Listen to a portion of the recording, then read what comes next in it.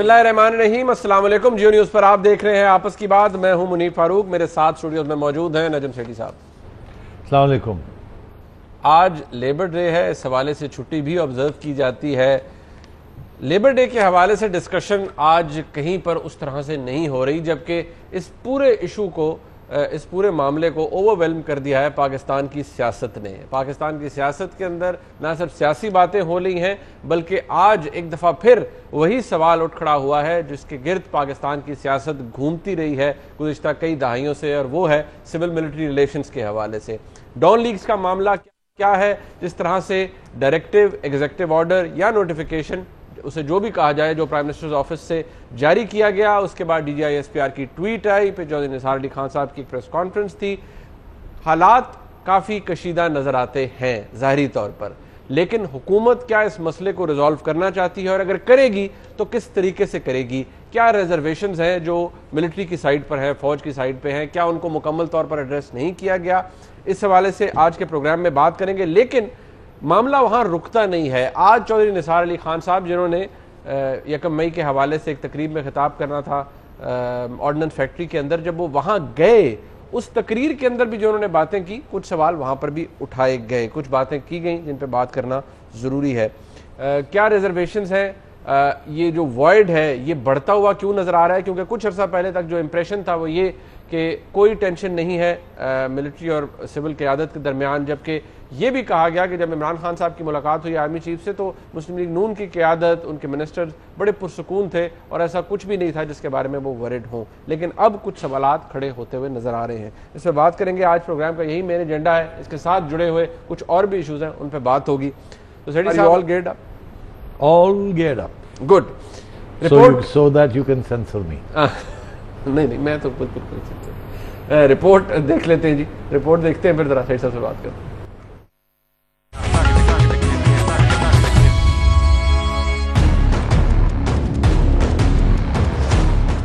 हुकूमत आसमान से गिरकर खजूर में अटक गई। अभी पनामा के फैसले से निमटने की तैयारियों में मसरूफ थी कि डॉन लीक्स की इंक्वायरी रिपोर्ट की रोशनी में उठाए गए इकदाम गले पड़ गए।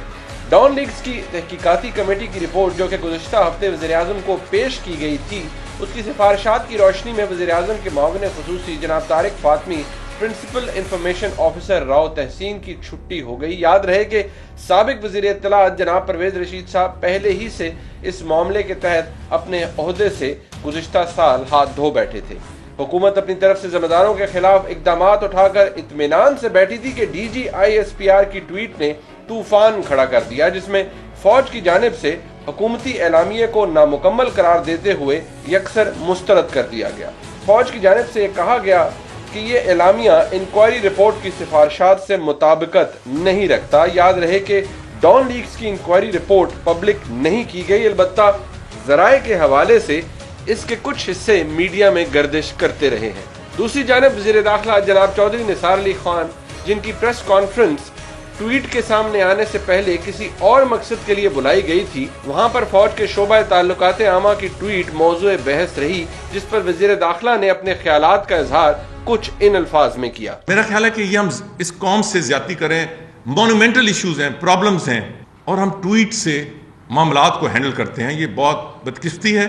मैं समझता हूं ये जो ट्वीट्स होती हैं, किसी तरफ से भी होती हैं, ये पाकिस्तान की जमहूरियत, पाकिस्तान के सिस्टम, इंसाफ, उसके लिए ज़हर कातिल है। इदारों में ट्वीट्स के जरिए एक दूसरे को मुखातिब नहीं किया जाता। अब अगर एक तरफ अपोजिशन फौज के मौक़िफ़ की हिमायत कर रही है, तो वहीं नून लीगी क़यादत कल लाहौर में सर जोड़े बैठी रही कि इस मामले को कैसे हल किया जाए।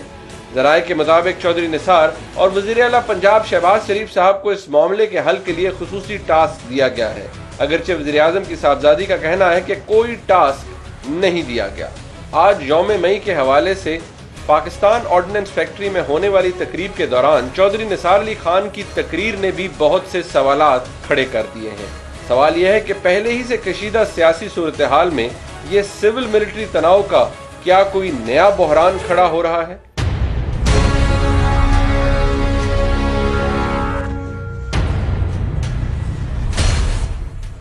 शेरी साहब, कुछ दिन पहले जब आपसे बात हो रही थी इस हवाले से, आप दुबई में थे, और आपने यही कहा कि कंसेंसस हो गया है, जिसके बारे में शायद इंप्रेशन भी है, कंसेंसस हो गया है बहुत सी चीज़ों के ऊपर, और रिपोर्ट जो है वो या जारी कर दी जाएगी या उस हवाले से कोई प्रॉब्लम नहीं होगा। और आपने प्रिडिक्ट किया था कि तारिक फातमी साहब की छुट्टी होगी इस हवाले से, जो कि कैजुअल्टी बन सकते हैं और वो कैजुअल्टी बन गए। राव तहसीन साहब के हवाले से भी आपका कुछ यही कहना था। लेकिन अगर ये मामलात इस हद तक तय हो गए थे तो ये खराबी कहाँ पैदा हुई, प्रॉब्लम आपको कहाँ नज़र आया है ये इस मामले में? जिस तरह से फिर एक एग्जीक्यूटिव ऑर्डर आया या डायरेक्टिव आया प्राइम मिनिस्टर ऑफिस से, फिर उसको ट्वीट आ गई DGISPR की जानिब से, प्रॉब्लम कहाँ है? प्रॉब्लम है वहाँ उन लोगों में फ़ौज के अंदर जो पसंद नहीं करते कि किसी किस्म की भी सिचुएशन में सिविलियंस को इजाज़त हो, किसी किस्म की भी पॉलिसी बनाई जाए जिसका ताल्लुक फॉरेन पॉलिसी के साथ हो या नेशनल सिक्योरिटी के साथ हो। ये एक इस्टेब्लिश्ड इंस्टीट्यूशनल रिक्वायरमेंट फ़ौज ने खड़ी कर दी है। जब जरदारी साहब फॉरेन पॉलिसी में कुछ करना चाहते थे तो एकदम उनको रोक दिया जाता था। बहुत रोकने के बहुत से तरीके होते हैं। नवाज शरीफ साहब भी जब foreign policy specially regarding India, जब वहाँ वो कोई इनिशिएटिव लेना चाहते हैं तो फ़ौज का मौक़िफ़ ये है एज एन इंस्टीट्यूशन कि पहले हमसे बात करें और बात करने के बाद हमारा जो मौक़िफ़ है उसको इख्तियार करें, आप अपना मौक़िफ़ इख्तियार ना करें। ये पुराना मसला चल रहा है। ये जैसे मियाँ साहब आए थे और नरेंद्र मोदी इलेक्ट हुए तो वो जाना चाह रहे थे, तो इनको फ़ौज की तरफ से इंस्टीट्यूशनल रिस्पॉन्स ये था कि मत जाएं आप। मियाँ साहब ने कहा नहीं मैं जाऊँगा। ये उसके बाद आपको याद है कि एक डायलॉग शुरू होने की कोशिश की गई उफ़ा में, और वहाँ से ऑब्जेक्शन ये आया कि आपने हमारे साथ डिस्कस नहीं किया पहले कि किस तरीके के साथ हिंदुस्तान के साथ रीओपन करना है डायलॉग। कश्मीर का जिक्र नहीं था और आपने ये टेररिज्म के ऊपर बात मान ली उनकी और कश्मीर का जिक्र नहीं किया और उसको फिर होने नहीं दिया। और वो इस रास्ता जो इस्तेमाल किया जाता है वो मीडिया का इस्तेमाल किया जाता है। ये बदकिस्मती ये हो गई है कि अब मीडिया इतना वसी हो गया है कि रियासत के इदारे मीडिया को इस्तेमाल करते हैं अपना मौक़िफ़ हुकूमत तक पहुंचाने के लिए, क्योंकि जो आम रास्ते होते हैं डायलॉग के, वो उसके अंदर इतना डिस्ट्रस्ट पैदा हो गया है और उधर इतनी पॉलिटिक्स आ गई है दोनों की तरफ से कि वहाँ खुल के बात नहीं होती। और अगर खुल के बात होती है तो शायद पसंद भी नहीं की जाती है, एक साइड पसंद नहीं करती या दूसरी साइड पसंद नहीं करती। तो institution of the army and institution of government, इनके दरमियान जो रास्ते होने चाहिए for consultation on important issues, वो मैं समझता हूँ कि बिल्कुल 0/0 है। ये आप ये एक इंस्टीट्यूशनल व्यू बयान कर रहे हैं, ये नई चीज़ है या ये पुरानी चीज़ है? मैं ये कह रहा हूँ कि पहले तो इतनी वसी पैमाने पर ये इशू नहीं बनता था, अब ये बनना शुरू हो गया है क्योंकि फ़ौज की तरफ से मीडिया का इस्तेमाल ज़्यादा हो गया है to present its point of view. जबकि उनका पॉइंट ऑफ व्यू अगर मीटिंग के अंदर नहीं माना जाता या प्राइम मिनिस्टर या सिविलियंस खुद करना चाहते हैं, क्योंकि उनके पास एग्जीक्यूटिव अथॉरिटी है, तो फिर उनको रोकने के लिए फ़ौज का जो इदारा है वो मीडिया को इस्तेमाल करता है। और दिस इज़ व्हाट हैपन्स। अब सोशल मीडिया, जिसको मैं एंटी सोशल मीडिया कहता हूँ, क्योंकि ये बिल्कुल इसके ऊपर भी एक अलग प्रोग्राम करना चाहिए कि why I call it anti social media, क्योंकि जो हमारी तवक्कुआत थी उसके मुताबिक ये मीडिया बिहेव नहीं कर रहा। उसको इस्तेमाल किया जाता है to convey messages and signals. तो ये it's is a cute example. और ये जो रास्ता है of using anti social media to convey an opinion और अ डिसएग्रीमेंट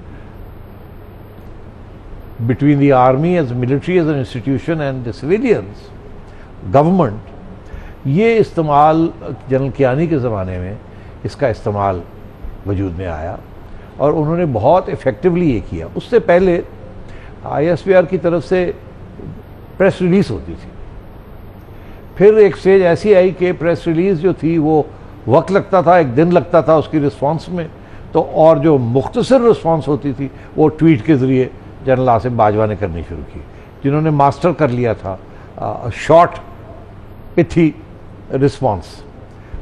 अच्छा, अब ये मसला ये है कि ट्विटर के जरिए कॉम्प्लिकेटेड मसाइल जिसके अंदर इफ्स एंड बट्स होते हैं, बहुत से ग्रे एरियाज होते हैं, उसको यूज़ करना मैं समझता हूँ इज़ वेरी डेंजरस। हालांकि इल्ज़ाम ये लगता है कि मरीम नवाज शरीफ भी इस्तेमाल करती है, मगर मरीम नवाज शरीफ अपने ट्विटर अकाउंट को आम तौर पे अगर इस्तेमाल करती है तो it is against the other politicians, क्योंकि इमरान खान का भी तो बहुत बड़ा ट्विटर अकाउंट है। उन पे इल्जाम ये है ना कि एक मीडिया सेल है जी, सोशल मीडिया सेल भी है जिसके थ्रू तो वो basically that is for the political opponents.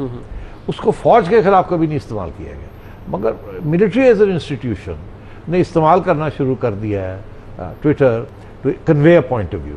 मैं समझता हूँ ये उसकी अब इंतहा एक स्टेज आ गई है कि इस किस्म की ज़ुबान जो इस्तेमाल की गई है इस ट्वीट के अंदर, जिसके साथ everybody is in a state of shock, मगर मैं समझता हूँ वो मजबूरी है इस मीडियम की।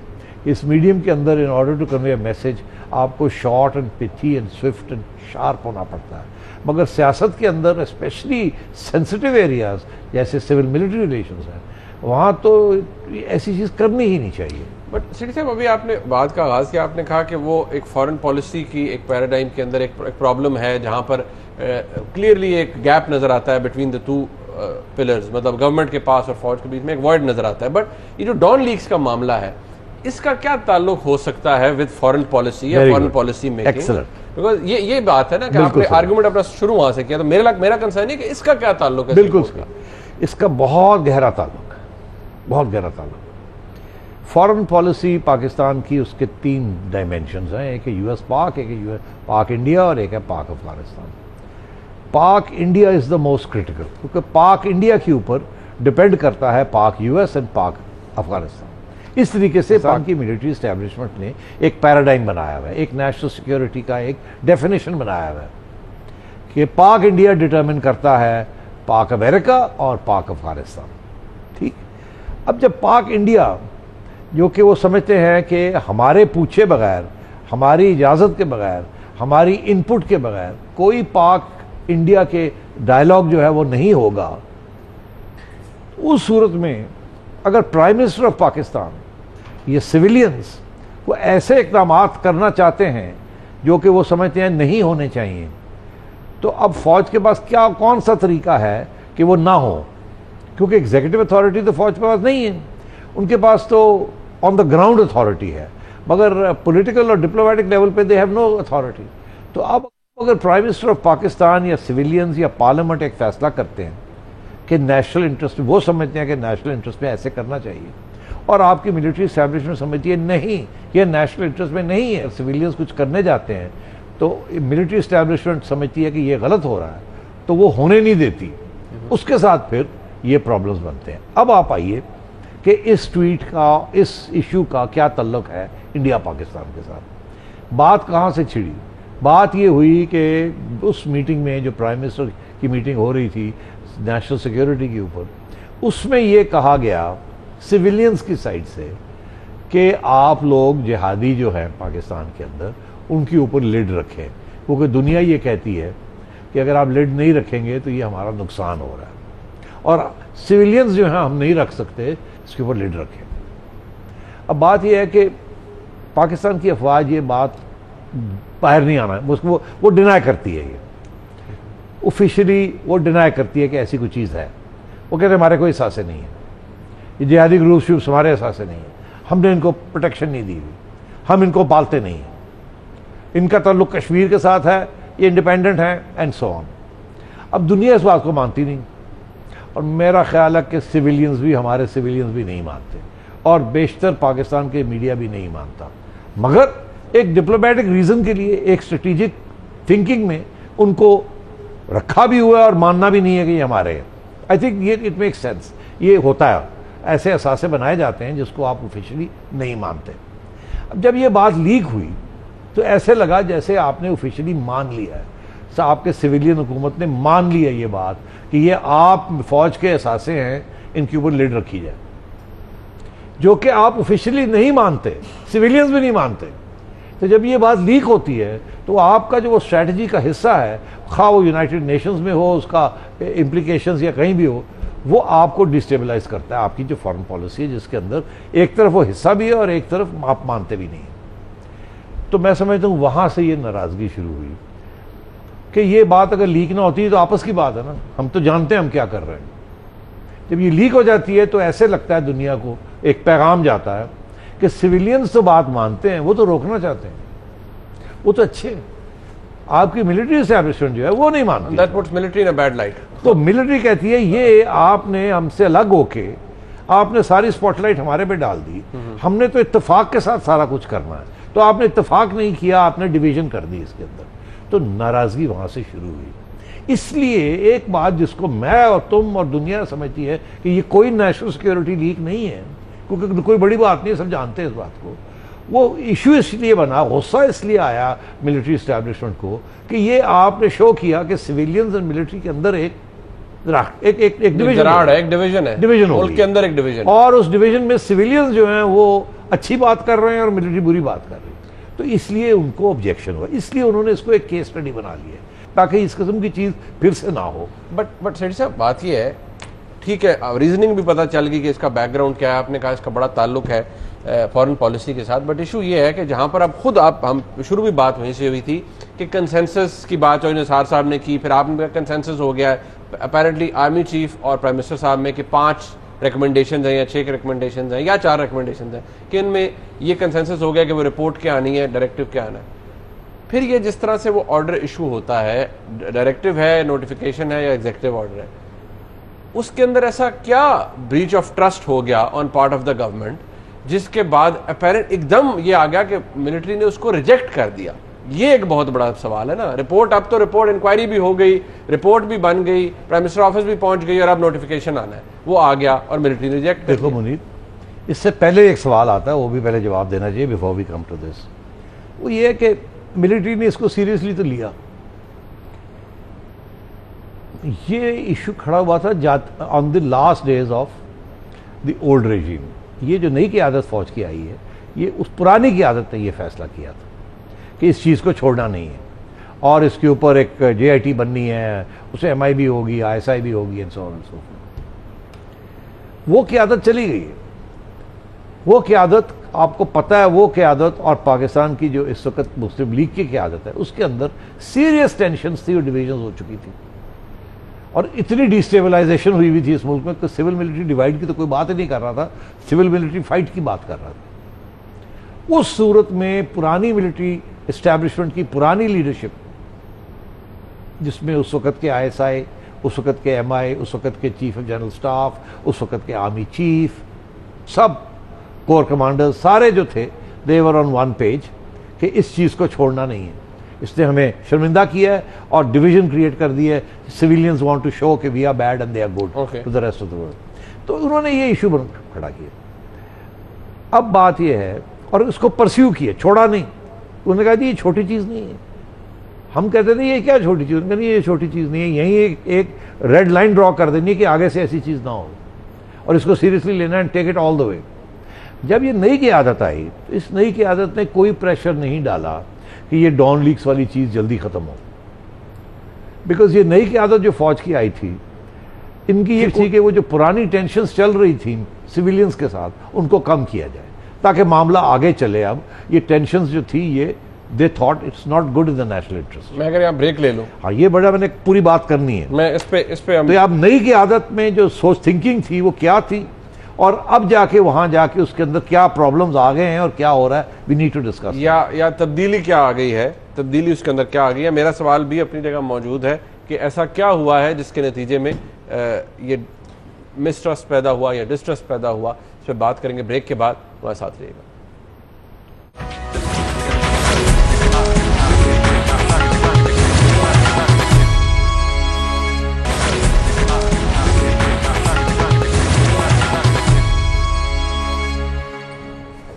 ब्रेक से पहले बात यह हो रही थी कि फ़ौज की जो साबिका आला क़यादत थी, उन्होंने इसको एक इशू ज़रूर ये उनके दौर में बना रहा और एक, जैसे सेठी साहब ने कहा, रिलेशंस की नहीं फ़ाइट की बात हो रही थी between the government and the military. उस वक्त बड़ी टेंशन थी। मौजूदा फ़ौज की जो क़यादत है उन्होंने शायद इसको एक इशू, बहुत बड़ा इशू आप कह रहे थे, नहीं बनाया। इसके अंदर भी लोग इससे एग्री भी करते हैं, डिसएग्री भी करते हैं, क्योंकि वो कहते हैं कि institutional response remains the same, वो था, रहा, अब तक यही रहा। अब मैं यही एक्सप्लेन करना चाहता हूँ।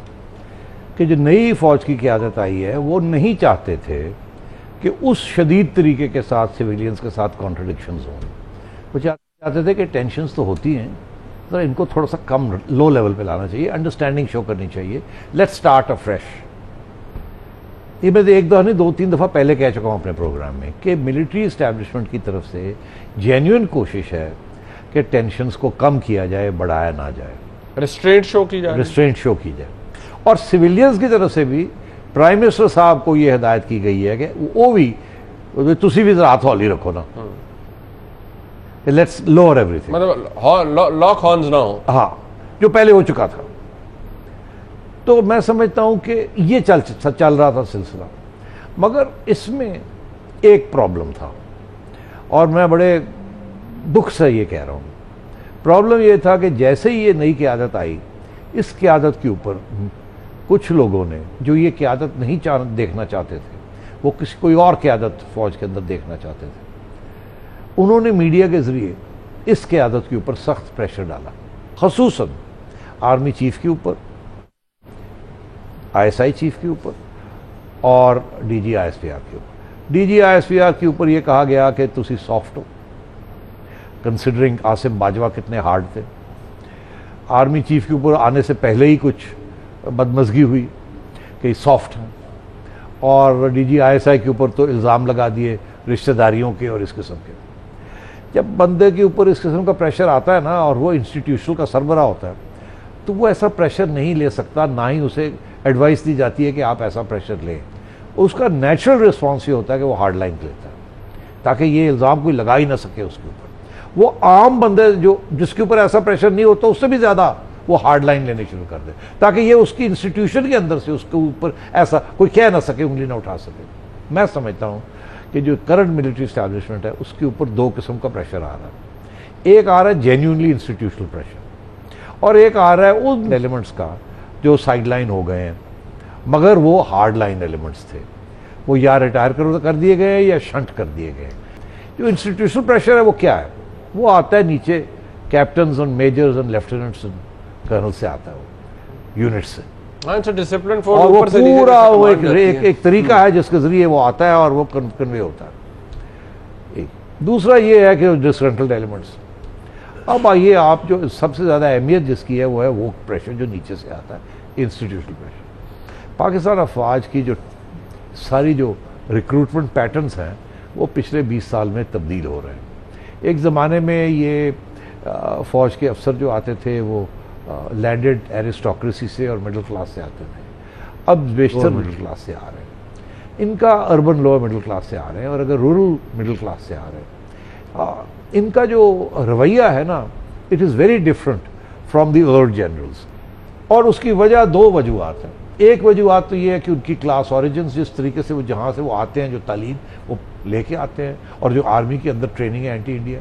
और दूसरा ये कि इंडिया की तरफ से भी जिस किस्म की ज़्यादतियाँ हो रही हैं उसमें कोई एलिविएशन नहीं है, वो और कंफर्म करती है इस बात को। और तीसरी चीज़, हमारे सियासतदानों का बदबूदार रवैया, एडमिनिस्ट्रेटिव इनएफिशिएंसी, करप्शन। आप मेरी बात समझ रहे हैं? तो इंस्पिरेशन कहीं से भी नहीं आ रही। तो इनको मैं आपको बताऊं, मैंने ये देखा है अपनी ज़िंदगी में, ये प्रेशर डेवलप करते देखा है। एक ज़माना था जब जनरल ज़ियाउल हक गए तो जनरल बेग आए, और जनरल बेग के बाद जनरल आसिफ नवाज़ आए। जनरल आसिफ नवाज़ किसी किस्म का प्रेशर नहीं लेते थे नीचे से, वो एक बिल्कुल क्लास ही और थी।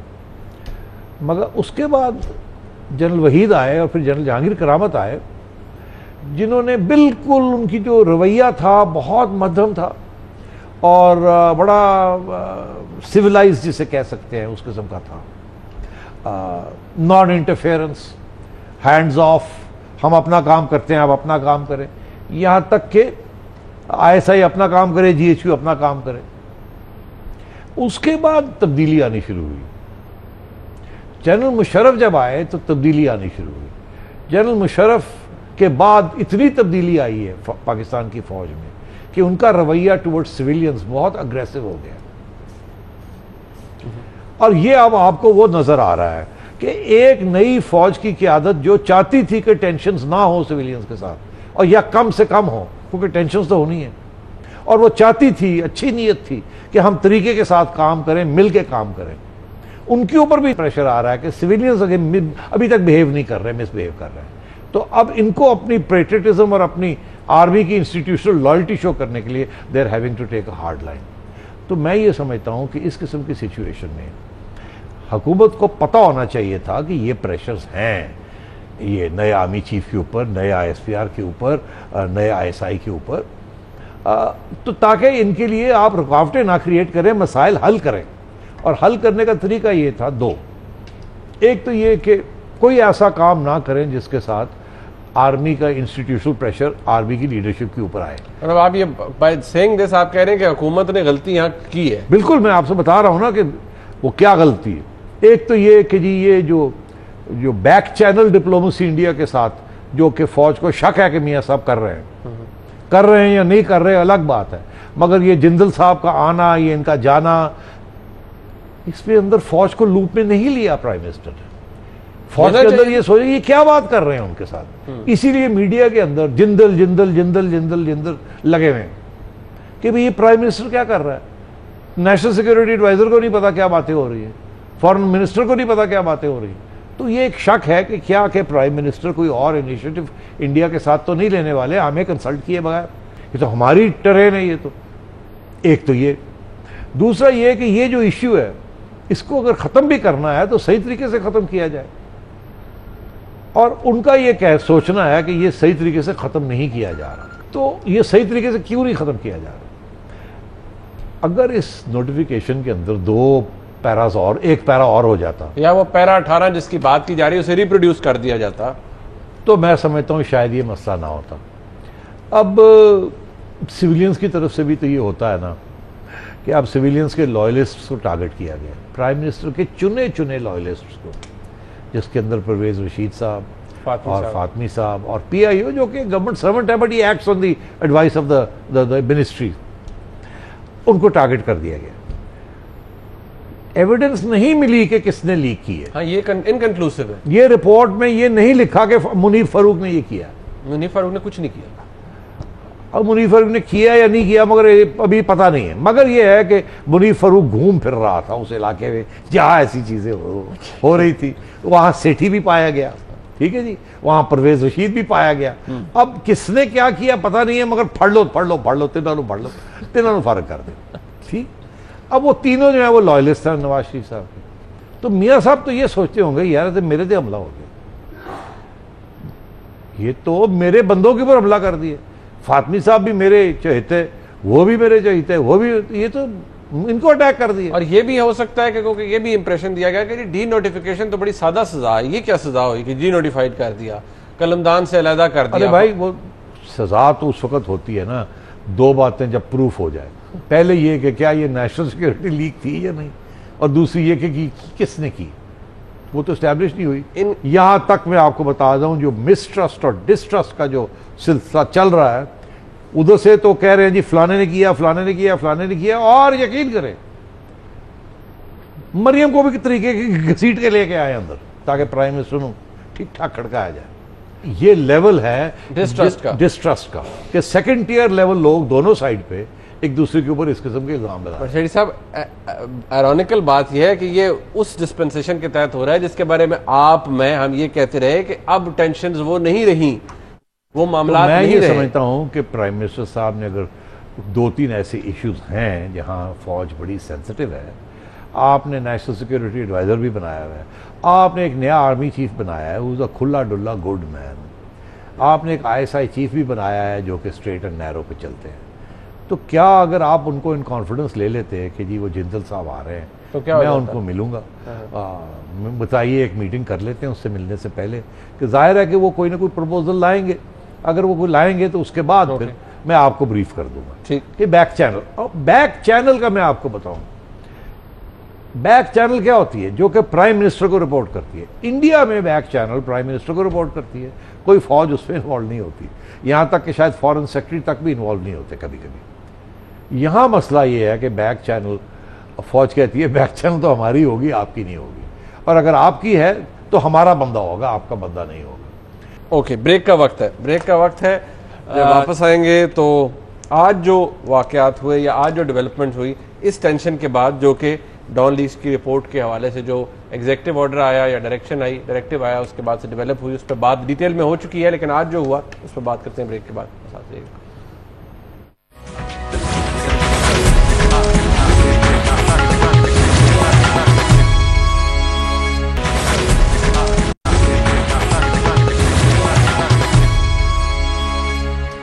डॉन लीज के हवाले से, रिपोर्ट के हवाले से जो नोटिफिकेशन सामने आया उसके बाद जो कशीदगी हुई उसको एक तारीखी पस मंज़र में भी रखते हुए उसको एनालाइज किया गया। हमने कोशिश की, लेकिन बहुत से इस हवाले से बाकी हैं।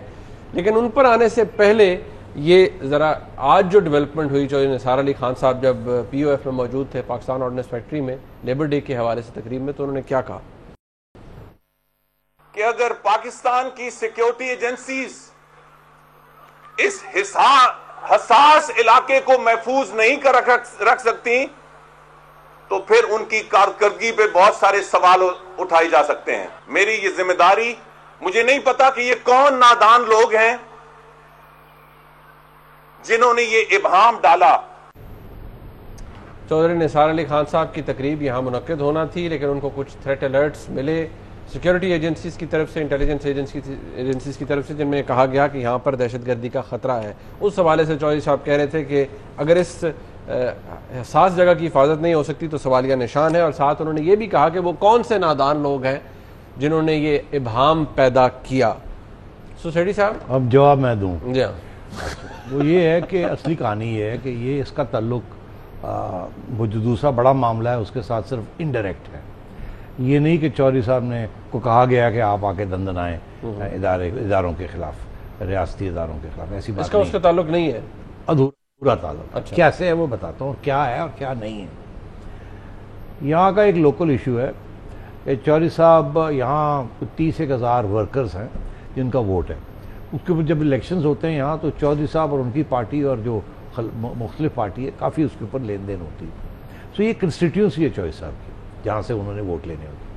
तो he is in very keen कि ये वो इनके साथ रब्ता रखे, और स्पेशली यूनियंस मे डे के ऊपर, क्योंकि वोट है यूनियंस का। अभी हाल ही में चौधरी साहब ने एक पैकेज प्रपोज किया था इन लोगों के लिए, जो कि फिर गवर्नमेंट ने इम्प्लीमेंट किया है, मगर वहाँ डिसएग्रीमेंट हो गई थी। वो यहाँ के सरबराह थे, वो उनके साथ डिसएग्रीमेंट, तो गवर्नमेंट ने उनको फिर किसी तरीके के साथ शंट कर दिया, इधर उधर कर दिया। तो यहाँ एक वेस्टेड इंटरेस्ट है जो कि रिजेंट करता है चौधरी निसार को कि यहाँ आए यहाँ ना आए। तो एक तो ये लोकल इशू चल रहा है।